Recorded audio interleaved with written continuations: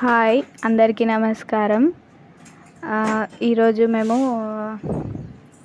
దేశవాళీ బియ్యం తీసుకురావడానికైతే వెళ్తున్నాము. భద్రాచలంలో దగ్గరనే ఉన్న ఊరుంది. అక్కడ వెళ్ళి బియ్యం తెచ్చుకుంటాము.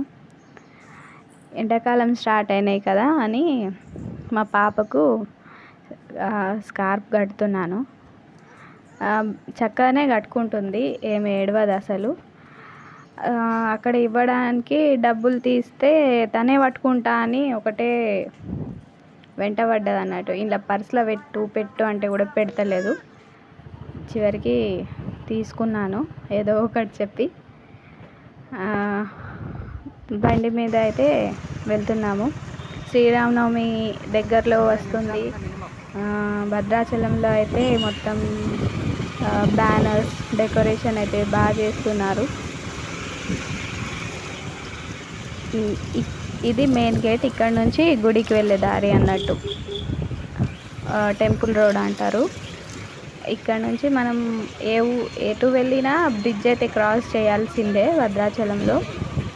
ఇట్లా భద్రాచలంలో అయితే అన్ని దగ్గర ఇట్లా బ్యానర్స్ పెట్టిండ్రు శ్రీరామనవమి ఇవన్నీ. ఇక్కడ రామదాస్ గారు ఉన్నారు. నేను దండం పెట్టుకొని వెళ్తున్నాను.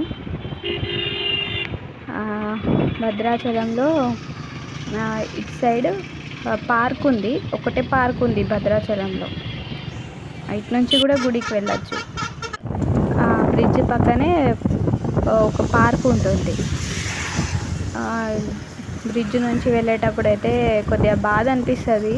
అస్సలు ఎండాకాలం నీళ్ళు కూడా అసలు ఉండవు అన్నట్టు. ఈ ఊర్లో అయితే వచ్చేసినాము. మనం ఎక్కడైతే బియ్యం తెచ్చుకోవాలని అనుకున్నామో ఇదే ఆ ప్లేస్ అన్నట్టు. ఈయన ఒక డాక్టర్, ఇంకా రైతు కూడా. ఆయన బియ్యం పండిస్తారు. మా ఆయన అయితే మాట్లాడుతున్నారు. అంటే ఆయన చెప్తున్నారు అన్నట్టు, మేము చిట్టి ముత్యాలు, మైసూర్ మల్లిక, రక్తశాలి కొన్ని వెరైటీస్ అయితే వాళ్ళు పండిస్తున్నారట. మేమైతే ఇప్పుడు ఇంద్రాని బియ్యం అయితే తెచ్చుకున్నాము. అక్కడ ఏకవీర అయితే ఆడుకుంటుంది.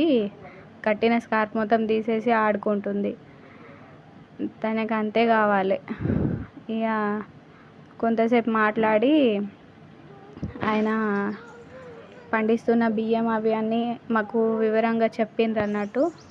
మేమైతే 25 kgs ఇంద్రాని బియ్యం తీసుకొని ఇంటికైతే వచ్చేస్తున్నాము. వచ్చేటప్పుడు కూడా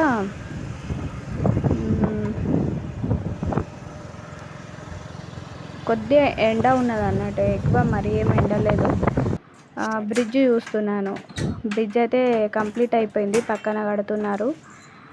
వచ్చిన తర్వాత ఈయన బియ్యం తీసుకొని ఇంట్లో వచ్చి తీస్తున్నారు. ఏకవీర అయితే బాగా గమనిస్తుంది అన్నట్టు అన్నీ. దాహం నీళ్ళు అంటే నీళ్ళు ఇచ్చాను దానికి.